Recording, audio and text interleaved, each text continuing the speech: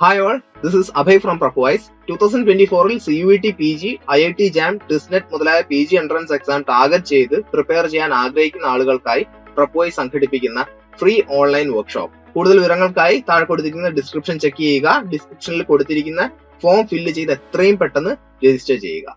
മദതി മാഷ് stands for. എന്താണ് മദതി മാഷ്? ഇതൊരു ടേം ആണ്,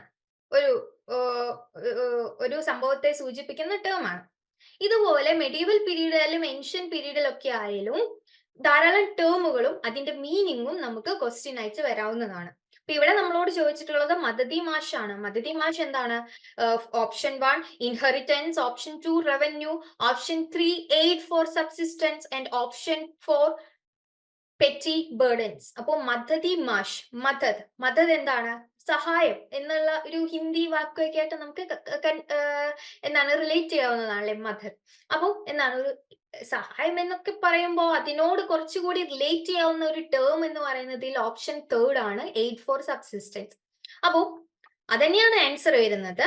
എന്താണ്? ഓപ്ഷൻ 3 എയ്ഡ് ഫോർ സബ്സിസ്റ്റൻസ് ആണ് ഇവിടെ ആൻസർ. അതായത് മദതി മാഷ് എന്ന് പറയുന്നത് എന്താണ്? മുഗൾ അഡ്മിനിസ്ട്രേഷനില് മദതി മാഷ് അല്ലെങ്കിൽ അത് സുയുർഗൽ എന്ന് കൂടി അറിയപ്പെടും. It is a revenue free land given to learned person or religious men as subsistence allowance. അതായത് റിലീജിയസ് ആളുകൾക്കോ റിലീജിയസ് മെന്നോ അല്ലെങ്കിൽ എന്താണ് സ്കോളേഴ്സിനോ ലേൺഡ് സ്കോളേഴ്സിനോ കൊടുക്കുന്ന ഒരു റവന്യൂ ഫ്രീ ലാൻഡ് ഗ്രാൻഡിനെയാണ് മദതി മാഷ് ആസ് എ സബ്സിസ്റ്റന്റ് അലവൻസ് ആയിട്ട് കൊടുക്കുന്ന ഒരു ലാൻഡ് ഗ്രാൻഡിനെയാണ് മദതി മാഷ് എന്ന് പറയുന്നത്. ഇനി ഇതൊക്കെ നോക്കി നടത്തുന്നതിന് വേണ്ടിയിട്ട് സദ്ര എന്ന് പറയുന്ന ഒരു ഓഫീസറിന്റെ നേതൃത്വത്തിൽ സെപ്പറേറ്റ് ഡിപ്പാർട്ട്മെന്റ് ഒക്കെ തന്നെയുണ്ട്. ആ ഡിപ്പാർട്ട്മെന്റ് ആണ് ഈ ഒരു ലാൻഡ് ഗ്രാൻഡിന്റെ കേസ് ഒക്കെ നോക്കിയിരുന്നത്. ആൻഡ് ഇനി ഇത് ലാൻഡ് ആയിട്ട് കൊടുക്കുകയാണെങ്കിൽ മദതി മാഷ്, ആൻഡ് ഇത് if the aid was given in cash it was known as വസീഫ. അതായത് ഇനി ഈ മദതി മാഷ് ക്യാഷ് ആയിട്ടാണ് കൊടുക്കുന്നെങ്കിൽ അതിനെ വസീഫ എന്ന് കൂടി അറിയും.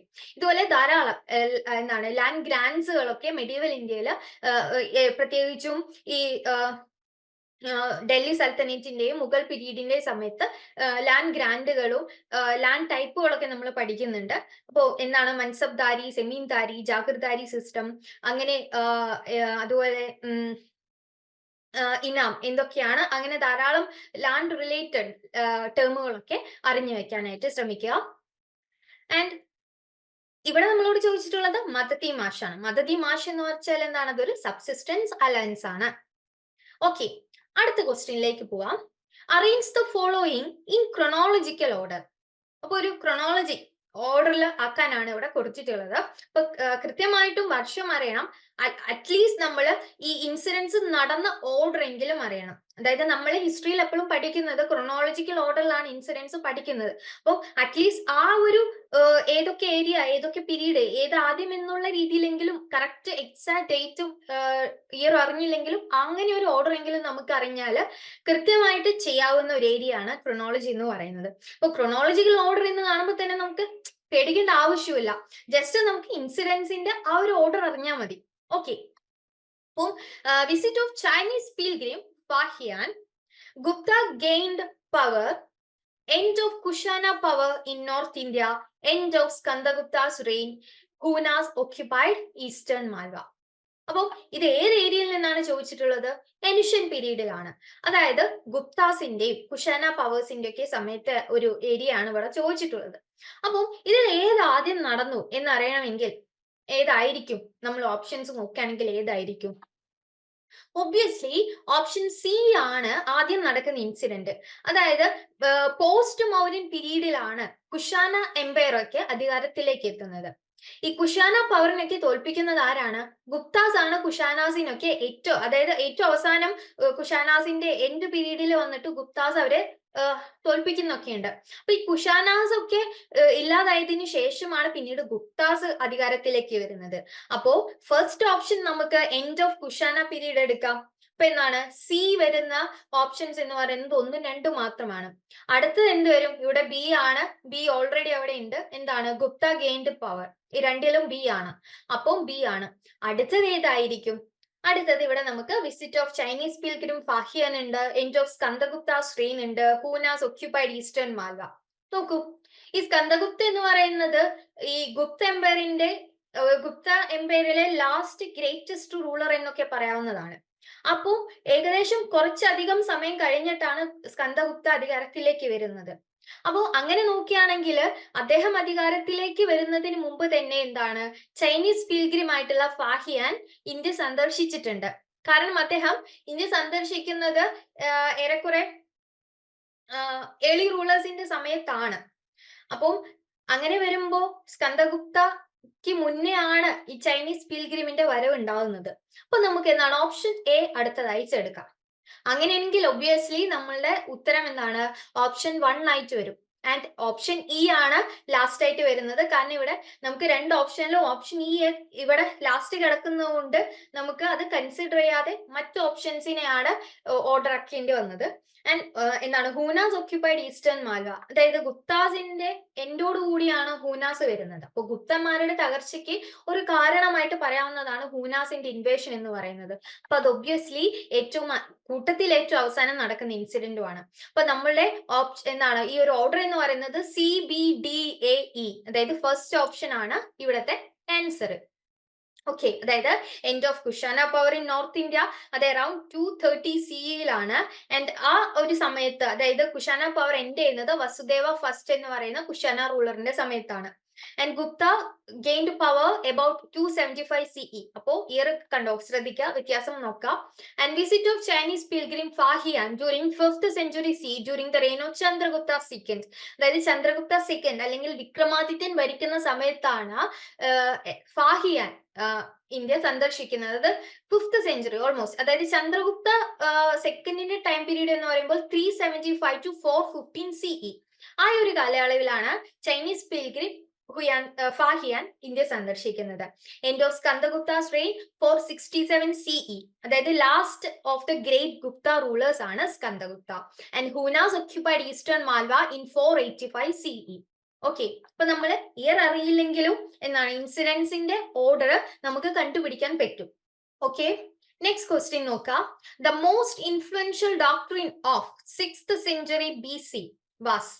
അപ്പോ 6-ാം നൂറ്റാണ്ടിലെ ഒരു പ്രധാനപ്പെട്ട ഡോക്ട്രിൻ, ഇൻഫ്ലുവൻഷ്യൽ ഡോക്ട്രിൻ എന്ന് പറയുന്നത് താഴെ തന്നിരിക്കുന്നത് ഏതാണെന്നാണ്.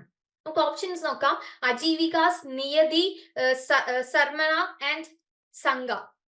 അപ്പൊ ഇതില് 6-ാം നൂറ്റാണ്ടിന്റെ ഒരു പ്രത്യേകത എന്താണ്, ഇവിടെ ബ്രാഹ്മണിസത്തിന് എഗെയിൻസ്റ്റ് ആയിട്ട്, ബ്രാഹ്മണിസത്തിലെ റിച്വൽസിനും അവരുടെ ബ്രാഹ്മൺ ഓർത്തഡോക്സിക്കൊക്കെ എഗെയിൻസ്റ്റ് ആയിട്ട് കുറെ പുതിയ റിലീജിയസ് മൂവ്മെന്റുകൾ അല്ലെങ്കിൽ റിലീജിയസ് ഡോക്ട്രിൻസ് ഒക്കെ തന്നെ ഉരുത്തിരിഞ്ഞു വരുന്നുണ്ട്. അതിൽ പ്രധാനപ്പെട്ടതാണ് ബുദ്ധിസവും ജൈനിസവും എന്ന് പറയുന്നത്. അത് കൂടാതെ ഉയർന്നു വന്നിട്ടുള്ള ഒരു ഡോക്ടറിനെ പറ്റിയിട്ടാണ് നമ്മളോട് ഈ ക്വസ്റ്റ്യൻ ചോദിച്ചിട്ടുള്ളത്. അപ്പോൾ ഈ തന്നിരിക്കുന്നതിൽ ഏതാണെന്നാണ്. അപ്പൊ ഇതും നമുക്ക് കൃത്യമായിട്ട് ഉത്തരത്തിലേക്ക്, ഓപ്ഷൻസിൽ നിന്ന് തന്നെ ഉത്തരത്തിലേക്ക് എത്താവുന്നതാണ്. അജീവികാസ്, നിയതി, ശ്രമണ, സംഘ. ഇതിൽ നോക്കുക, ഇത് നിയതി ശ്രമണ സംഘ എന്ന് പറയുന്നത് ഒരു കൈൻഡ് ഓഫ് ആ സമയത്ത് ഉയർന്നു വന്ന ഒരു റിലീജിയസ് സെക്ട് അല്ലെങ്കിൽ ഒരു ഇമ്പോർട്ടന്റ് ഡെവലപ്മെന്റ് ആയിട്ട് എടുക്കാൻ പറ്റില്ല. ഇവിടെ നമുക്ക് അജീവികാസ് ആണ് കറക്റ്റ് ആയിട്ട് അതിന് അപ്രോപ്രിയേറ്റ് ആയിട്ട് വരുന്ന ആൻസർ എന്ന് പറയുന്നത്. കാരണം എന്താണ്, അജീവിക എന്ന് പറയുന്നത് ഒരു acetic സെക്ട് that emerged India about the same time as Buddhism and Jainism. അവര് ബുദ്ധിസം ജൈനിസം വളർന്നു വരുന്ന സമയത്ത് തന്നെ ഉയർന്നു വന്നിട്ടുള്ള ഒരു അസെറ്റിക് സെക്ട് ആണ് ഒരു പ്രധാനപ്പെട്ട, അതായത് ബ്രാഹ്മണിസത്തിന്റെ ഓർത്തഡോക്സിക്ക് എതിരായിട്ട് ഉയർന്നു വന്നിട്ടുള്ള ഒരു പ്രധാന സെക്ട് ആണ് അജീവിക എന്ന് പറയുന്നത്. ആൻഡ് ഇനി നിയതി എന്ന് പറയുന്ന ടേം കണ്ടു, ഓപ്ഷൻ ഉള്ളതാണ്. അപ്പോൾ അജീവിക സ്കൂളിലെ പ്രധാനപ്പെട്ട അല്ലെങ്കിൽ അജീവിക സ്കൂളിൽ വരുന്ന പ്രധാനപ്പെട്ട doctrine of absolute fatalism or determinism ആണ് നിയതി എന്ന് പറയുന്നത്. ആൻഡ് ശ്രമൺ എന്ന് പറയുന്നത് മോങ്കിനെ സൂചിപ്പിക്കാൻ ഉപയോഗിക്കുന്ന ഒരു ടേം ആണ് ശ്രമൺ എന്ന് പറയുന്നത്. സംഘ എന്ന് പറയുന്നത് ബുദ്ധിസ്റ്റ് മൊണാസ്റ്റിക് ഓർഡറിനെയാണ് സംഘ എന്നും പറയുന്നത്. അപ്പോൾ ഇവിടെ അപ്രോപ്രിയേറ്റ് ആയിട്ടുള്ള ആൻസർ എന്ന് പറയുന്നത് അജീവികയാണ്. ഓക്കെ, ദെൻ അടുത്ത ക്വസ്റ്റ്യനിലേക്ക് നോക്കാം. Who formed all India depressed classes Congress. ഇതും ഡയറക്റ്റ് ക്വസ്റ്റ്യൻ ആണ്. ആരാണ് all India depressed classes Congress form ചെയ്തിട്ടുള്ളത്? ക്വസ്റ്റ്യൻസ് ഓപ്ഷൻസ് നോക്കാം. Option 1 doctor B R Ambedkar, option 2 M C Raja, option 3 E V Ramaswamy Naicker and option 4 Mahatma Gandhi. ഇതിന്റെ answer എന്ന് പറയുന്നത് option 1 doctor B R Ambedkar ആണ്. All India depressed classes Congress was established by doctor B R Ambedkar in 1930. അതുപോലെ 1926 ഒരു സംഭവം കൂടി പറയാം. അത് എന്താണ് ഈ all India depressed class association. അപ്പം ഈ 2 വർഷവും തമ്മിൽ പലപ്പോഴും തെറ്റിപ്പോവാൻ ചാൻസ് ഉണ്ട്. അപ്പം all India depressed class association ആദ്യം ഫോം ചെയ്തതാണ്. അത് നാഗ്പൂരിൽ വെച്ചിട്ട് 1926 ഫോം ചെയ്തു. ആൻഡ് അതിന്റെ ഫസ്റ്റ് ഇലക്ടഡ് പ്രസിഡന്റ് എന്ന് പറയുന്നത് എം സി രാജയാണ്. പക്ഷേ ആ ഒരു കോൺഗ്രസില് എന്താണ് ഡോക്ടർ ബി ആർ അംബേദ്കർ പങ്കെടുക്കുന്നില്ല. എന്നിട്ട് അദ്ദേഹം ഈ ഒരു കോൺഗ്രസിൽ നിന്ന് അദ്ദേഹം റിസൈൻ ചെയ്തിട്ട് അദ്ദേഹം 1930 all India depressed class Congress form ചെയ്യുന്നുണ്ട്. അപ്പം ഈ ഒരു 1926-30 വർഷങ്ങളെ വ്യത്യാസം ഒന്ന് ശ്രദ്ധിക്കാം. അതായത് ആദ്യത്തെ വർഷത്തില് അദ്ദേഹം അറ്റൻഡ് ചെയ്യുന്നില്ല. പിന്നീട് അദ്ദേഹം ആയിട്ട് സ്വന്തമായിട്ട് പോയിട്ടാണ് ഈ ഒരു all India depressed classes Congress 1930 form ചെയ്യുന്നത്. ആൻഡ് ഇവിടെ മറ്റു ഓപ്ഷൻസ് ഒക്കെ പിന്നെ മഹാത്മാഗാന്ധിയാണ്. മഹാത്മാഗാന്ധി ഫോം ചെയ്യുന്ന ഇതുപോലത്തെ ഒരു ഓർഗനൈസേഷൻ ആണ് ഹരിജൻ സേവക് സംഘ്, അല്ലെങ്കിൽ all India untouchability league form ചെയ്യുന്നുണ്ട്. ഇതൊക്കെ 1932 ഫോം ചെയ്യുന്നതാണ്. പിന്നെ ഇ വി രാമസ്വാമി നായ്ക്കറിനെ പറ്റി പറയുകയാണെങ്കിൽ അദ്ദേഹം സൗത്ത് ഇന്ത്യയിലെ സെൽഫ് റെസ്പെക്ട് മൂവ്മെന്റിന് ഫേമസ് ആയിട്ട് 1925 വന്നിട്ടുള്ള ഒരു പ്രധാനപ്പെട്ട ഒരു സോഷ്യൽ റിഫോമർ ആയിട്ടാണ് ഇ വി രാമസ്വാമി നായ്ക്കർ വരുന്നത്. ആൻഡ് ഓക്കെ, അപ്പോൾ ബി ആർ അംബേദ്കറിനെ പറ്റി പറയുമ്പോൾ 1930 all India depressed classes Congress and 1926 നാഗ്പൂരിൽ all India depressed classes association form ചെയ്തിട്ടുണ്ട്. അതിന്റെ president Rao Bahadur N C Raja ആയിരുന്നു. ആൻഡ് അടുത്ത ക്വസ്റ്റ്യൻ നോക്കാം. Given below are 2 statements. 2 statements താഴെ തന്നിട്ടുണ്ട്. സ്റ്റേറ്റ്മെന്റ് ഇങ്ങനെയാണ്: Chaitanya popularised musical gatherings or kirtan as a special form of mystic experience. Statement 2 Chaitanya travelled to Gaya to revive the Krishna cult. അപ്പോൾ ഇവിടെ നമ്മളോട് ചോദിച്ചിട്ടുള്ള സ്റ്റേറ്റ്മെന്റ് ആരെ പറ്റിയിട്ടാണ്? ചൈതന്യനെ പറ്റിയിട്ടാണ്. ചൈതന്യ എന്ന് പറയുന്നത് ഒരു എന്താണ് മെഡീവൽ പീരീഡില്, മെഡീവൽ ഇന്ത്യയില് ആ ഒരു പീരീഡില് ഉയർന്നു വന്നിട്ടുള്ള ഭക്തി മൂവ്മെന്റിൽ വരുന്ന പ്രധാനപ്പെട്ട ആളാണ് ചൈതന്യ. അദ്ദേഹം ബംഗാൾ റീജിയനിലൊക്കെ പോപ്പുലർ ആയിട്ടുള്ള ഒരു ഭക്തി പോയിറ്റ് അല്ലെങ്കിൽ ഭക്തി ആ ഒരു കൃഷ്ണ കൾട്ട് അല്ലെങ്കിൽ വൈഷ്ണവിസത്തിനൊക്കെ പ്രൊമോട്ട് ചെയ്തിരുന്ന ആളായിരുന്നു ചൈതന്യ. ആൻഡ് ഇവിടെ സ്റ്റേറ്റ്മെന്റിൽ വരികയാണെങ്കിൽ അദ്ദേഹം ആണ് ഈ കീർത്തൻസ് എന്ന് പറയുന്ന മ്യൂസിക്കൽ ഗാദറിംഗ്സിനെ പോപ്പുലറൈസ് ചെയ്തിട്ടുള്ളത്. ആ സ്റ്റേറ്റ്മെന്റ് ശരിയാണ്. And Chaitanya travel to Gaya to revive the Krishna cult. ആ സ്റ്റേറ്റ്മെന്റ് ശരിയാണോ എന്ന് നമുക്ക് നോക്കാം. ആൻഡ് അപ്പോൾ ഇതിൽ ഏത് ഓപ്ഷൻ ആണ് കറക്റ്റ് ആയിട്ടുള്ളതെന്ന് നോക്കാം. ഇവിടെ കറക്റ്റ് ആൻസർ ഓപ്ഷൻ 3 ആണ്. Statement 1 is correct but statement 2 is incorrect എന്നാണ് പറയുന്നത്. എന്താണെന്ന് നോക്കാം. അപ്പോൾ ഇദ്ദേഹം പോപ്പുലറൈസ് ചെയ്തിട്ടുള്ള മ്യൂസിക്കൽ ഗാദറിങ്ങിനെയാണ് കീർത്തൻ എന്ന് പറയുന്നത്. ഇദ്ദേഹമാണ് എന്താണ് ബംഗാളില് കൃഷ്ണ വേർഷിപ്പിനെ പോപ്പുലറൈസ് ചെയ്യുന്നത്. അദ്ദേഹത്തിന്റെ അഭിപ്രായത്തില് എന്താണ് worship consisted of love and devotion as well as song and dance. അപ്പോൾ ഇതൊക്കെ ഇൻവോൾവ് ചെയ്യുന്നതാണ്, സോങ്ങും ഡാൻസും ഒക്കെ കൂടെ കൂടിയിട്ടുള്ളതാണ് വേർഷിപ്പ് എന്ന് പറയുന്നത്. അതുകൊണ്ട് തന്നെയാണ് അദ്ദേഹം ഇത്തരത്തിലുള്ള മ്യൂസിക്കൽ ഗാദറിംഗ്സ് കീർത്തൻസിനൊക്കെ അദ്ദേഹം ഇൻട്രൊഡ്യൂസ് ചെയ്തിട്ടുള്ളത്.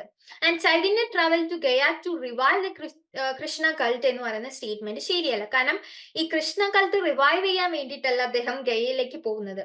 ഗയയിലേക്ക് പോയത് കൊണ്ടാണ് അദ്ദേഹത്തിന് ഈ ഒരു കൃഷ്ണ കൾട്ടിലേക്കുള്ള ഒരു ആഗ്രഹം അല്ലെങ്കിൽ അതിനോടുള്ള ഒരു ഇൻക്ലിനേഷൻ ആർക്ക് വരുന്നത്? ചൈതന്യക്ക് വരുന്നത്. അതായത് അദ്ദേഹം ഗയയിലേക്ക് വിസിറ്റ് ചെയ്യുന്നുണ്ട്. അദ്ദേഹത്തിന്റെ ഫാദറിന്റെ മരണശേഷം കുറച്ച് മരണാനന്തര ചടങ്ങുകൾക്ക് വേണ്ടിയിട്ട് അദ്ദേഹം ഗയയിൽ പോകുമ്പോഴാണ് അവിടെ വെച്ചിട്ട് അദ്ദേഹത്തിന് ഈ ഒരു കൃഷ്ണ കൾട്ടും ആ ഒരു അതിലൊക്കെ ആകൃഷ്ടനായിട്ട് അദ്ദേഹം ഈ ഒരു ഭക്തി മൂവ്മെന്റിലേക്ക് ഇറങ്ങിത്തിരിക്കുന്നത്. അതുകൊണ്ട് സ്റ്റേറ്റ്മെന്റ് 2 തെറ്റാണ്. അദ്ദേഹം റിവൈവ് ചെയ്യുന്നില്ല, അദ്ദേഹം അതിലേക്ക് പുതിയതായിട്ട് ആകൃഷ്ടനായിട്ട് വരികയാണ് ചെയ്യുന്നത്. ഓക്കെ, അദ്ദേഹമായിട്ടാണ് ഈ കൃഷ്ണ കൾട്ട് ഇൻട്രൊഡ്യൂസ് ചെയ്യുന്നത്. ആൻഡ് അടുത്ത question, who sent Kashmir shawl as a present to the Chinese emperor? അതായത് ചൈനീസ് എംപറിന് നമ്മൾ ഇന്ത്യയിൽ നിന്നും ഈ കാശ്മീർ ഷാള് പ്രസന്റ് ആയിട്ട് കൊടുത്തിട്ടുണ്ട്. ആരാണ് കൊടുത്തിട്ടുള്ളതെന്നാണ് ചോദിച്ചിട്ടുള്ളത്. അതായത് ധാരാളം പേര് ഇങ്ങനെ ഈ കാശ്മീർ ഷാള് റൂളേഴ്സ് ആയാലും അതുപോലെ തന്നെ പ്രധാനപ്പെട്ട സ്റ്റേറ്റ്മെന്റ്സ് ഒക്കെ ആയാലും ഗിഫ്റ്റ് കൊടുത്തിട്ടുണ്ട്. അപ്പൊ ഈ തന്നിരിക്കുന്ന ഓപ്ഷൻസിൽ ആരാണ് ഈ ഗിഫ്റ്റ് ചൈനീസ് എംപററിന് കൊടുത്തിട്ടുള്ളത് എന്ന് നമുക്ക് നോക്കാം. അലാവുദ്ദീൻ ഖിൽജി ആണോ, മുഹമ്മദ് ബിൻ തുഗ്ലക് ആണോ, ഫിറോസ് ഷാ തുഗ്ലക് ആണോ, ആൻഡ് ബാൽബൻ ആണോ? നമുക്ക് ആൻസർ നോക്കാം. ആൻസർ ആയിട്ട് വരുന്നത് ഓപ്ഷൻ 2 മുഹമ്മദ് ബിൻ തുഗ്ലക് ആണ്. അതായത് കാശ്മീരി ഷാളിനെ പശ്മിന ഷാൾ എന്ന് കൂടി പറയും. അതായത് മുഹമ്മദ് ബിൻ തുഗ്ലക് ഈ ഒരു ഷാള് എന്താണ് ഈ യുവാൻ ഡൈനാസ്റ്റി, ചൈനയിലെ യുവാൻ ഡൈനാസ്റ്റിയിലെ റൂളർ ആയിട്ടുള്ള ഷണ്ണ് എന്ന് പറയുന്ന റൂളറിന് ഇത് ഇങ്ങനെ ഒരു ഷാള് ഗിഫ്റ്റ് ചെയ്യുന്നതായിട്ട് ഇബ്ൻ ബത്തൂത്ത മെൻഷൻ ചെയ്യുന്നുണ്ട്. ഓക്കെ, ഇനി അടുത്ത നോക്കുക. കുടുംബിൻ വാസ് എക്വിവലന്റ് ടു, ഇതും ഒരു ടേം ആണ്. നേരത്തെ നമ്മൾ മദതി മാഷ് എന്ന് പറഞ്ഞ ടേമിന്റെ അർത്ഥം പറഞ്ഞ പോലെ ഇവിടെ കുടുംബിൻ എന്ന് പറയുന്ന ഒരു ടേം എന്തിന് എക്വിവലന്റ് എന്നാണ് ചോദിച്ചിട്ടുള്ളത്. ഓക്കെ, ഇവിടെ ഓപ്ഷൻസ് ഉണ്ട്: സഭ, വൈശ്യ, ഗഹപതി ആൻഡ് ആര്യ. അപ്പൊ കുടുംബിൻ എന്ന് നോക്കുക, അതായത് നമ്മൾ കുറച്ചുകൂടി കുടുംബിൻ എന്ന് പറയുമ്പോൾ ഫാമിലി, ഹൗസ് ഹോൾഡ് എന്നുള്ള ആ ഒരു ഐഡിയയിലേക്ക് വരും സാൻസ്ക്രിറ്റ് ടേം എന്ന് പറയുമ്പോൾ. അതായത് കുടുംബിൻ സാൻസ്ക്രിറ്റ് ടേമിന്റെ വേർഡ് മീനിങ് എന്താണ്? ഹൗസ് ഹോൾഡർ ആണ്. അപ്പൊ നമുക്കറിയാം വേദിക് പീരീഡില് നമ്മൾ ഗഹപതി എന്ന് പറയുന്ന ടേം പഠിക്കുന്നുണ്ട്. അതെന്താണ്? ഹൗസ് ഹോൾഡർ എന്ന്, ഹെഡ് ഓഫ് ദ ഹൗസ് എന്നുള്ള രീതിയിലാണ് നമ്മൾ അത് പഠിക്കുന്നത്. അപ്പോൾ ആ ടേം അല്ലേ ഈ കുടുംബിന് എന്താണ് എക്വിവലന്റ് ആയിട്ട് വരുന്നത്. അപ്പൊ ഇവിടുത്തെ ആൻസർ ഓപ്ഷൻ 3 ഗഹപതി ആണ്. ഇനി അടുത്തത് മാച്ച് ദ ലിസ്റ്റ് ആണ്. ഇവിടെ നമുക്ക് 4 ഓതേഴ്സിനെയും ആൻഡ് അവരുടെ വർക്കുകളും തന്നിട്ടുണ്ട്. ഇത് മെഡീവൽ പീരീഡിൽ വരുന്ന പ്രധാനപ്പെട്ട ഓതേഴ്സും അവരുടെ വർക്ക്സുമാണ്. അപ്പൊ നമുക്ക് അറിയാൻ സാധ്യതയുള്ള ഒരു വർക്കാണ് താരിഖി ഫിറോസ് ഷാഹി, അതായത് ഫിറോസ് ഷാ തുഗ്ലക്കിനെ പറ്റിയിട്ടുള്ള വർക്ക്. ആൻഡ് ഇത് എഴുതിയിട്ടുള്ളത് ആരാണ്? അബ്ദുള്ളയാണോ, ബദൌനിയാണോ, ഭരണിയാണോ, സിറ്റ്സിയാണോ? നോക്കുക, ഭരണിയാണ് ഈ താരിഖി ഫിറോസ് ഷാഹി എഴുതിയിട്ടുള്ളത്. ഈ ഒരു കോമ്പിനേഷൻ അറിയാമെങ്കിൽ നമുക്ക് കൃത്യമായിട്ട് ഉത്തരത്തിലേക്ക് എത്താൻ പറ്റും. കാരണം ആ ഒരു കോമ്പിനേഷൻ പറയുന്ന ഒറ്റൊരു ഓപ്ഷനേ ഉള്ളൂ. അപ്പൊ നമുക്ക് കൺഫ്യൂസിങ് ആക്കാൻ വേറെ കോമ്പിനേഷനുകളില്ല. അപ്പൊ സി ഒന്നാണ് എന്ന് ഉറപ്പാണെങ്കിൽ നമുക്ക് ഓപ്ഷൻ 1 ആൻസർ ആയിട്ട് എടുക്കാവുന്നതാണ്. ആൻഡ് നമ്മുടെ ആൻസർ എന്ന് പറയുന്നത് ഓപ്ഷൻ 1 ആണ്. എന്താണ്? A2 എന്ന് പറയുമ്പോൾ അബ്ദുള്ള എന്ന് പറയുന്ന അദ്ദേഹത്തിന്റെ വർക്ക് എന്ന് പറയുന്നത് താരിഖി ദൗദിയാണ്. ആൻഡ് B3, അതായത് അബ്ദുൽ ഖാദർ ബദയോനിന്റെ വർക്കാണ് മുന്തഖാബൽ തവാരിഖ് എന്ന് പറയുന്നത്. ആൻഡ് സി എന്ന് പറയുന്നത് ഓപ്ഷൻ 1 ആണ്. അതായത് ഈ ഓപ്ഷനിൽ നിന്നുമാണ് നമ്മൾ ഉത്തരത്തിലേക്ക് എത്തിയത്. സിയാവുദ്ദീൻ ഭരണിയുടെ വർക്കാണ് താരിഖി ഫിറോസ് ഷാഹി. ഞാനിവിടെ എല്ലാവരുടെയും ഫുൾ നെയിം ആണ് കൊടുത്തിട്ടുള്ളത്. ആൻഡ് അമീർ ഹസൻ സിഡ്സിന്റെ വർക്കാണ് ഫുവൈദ് അൽ ഫുവാദ് എന്ന് പറയുന്നത്. ഓക്കെ, അപ്പൊ മെഡീവൽ ഇന്ത്യയിൽ ഇത്തരത്തിൽ ധാരാളം സ്കോളേഴ്സും ധാരാളം റൈറ്റേഴ്സും ഒക്കെ വരുന്നുണ്ട്. അപ്പോൾ ഹിസ്റ്റോറിയൻസ് ഒക്കെ വരുന്നുണ്ട്. അവരുടെ വർക്കുകളൊക്കെ കൃത്യമായിട്ട് പഠിച്ചു വെക്കുക തന്നെ വേണം നമ്മൾ. ഓക്കെ, ഇനി അടുത്ത ക്വസ്റ്റ്യൻ ശ്രദ്ധിക്കുക. Which of the following statement are correct? അപ്പൊ കുറച്ച് സ്റ്റേറ്റ്മെന്റുകൾ തന്നിട്ടുണ്ട്. നമുക്ക് സ്റ്റേറ്റ്മെന്റ്സ് നോക്കാം.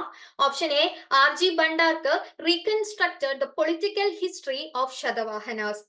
Option B, V.K. Rajwade published 22 volumes of Sanskrit manuscripts and sources of Maratha history. And option C, D.R. Bhandarkar was a Sanskritist. And option D, R.C. Majumdar was general editor of history and culture of the Indian people. Okay, and ഇവിടെ നമ്മളോട് options correct തിരഞ്ഞെടുക്കാൻ പറഞ്ഞിട്ടുണ്ട്. ഇവിടെ ഏതൊക്കെയാണ്? ABD ആണോ, ABC ആണോ, PCD ആണോ, ACD ആണോ? ഇതില് കറക്റ്റ് ആൻസർ എന്ന് പറയുന്നത് നമുക്ക് നോക്കാം. ഓപ്ഷൻ ABD ആണ്. അതായത് Option A, B, D. R.G. Bhandarkar reconstructed the political history of Shatavahanas. And option B, V.K. Rajvade published 22 volumes of Sanskrit manuscripts and sources of Maratha history. And option D, R.C. Majumdar was general editor of history and culture of Indian people. അപ്പോ എന്തുകൊണ്ടാണ് option ഈ C തെറ്റായത്?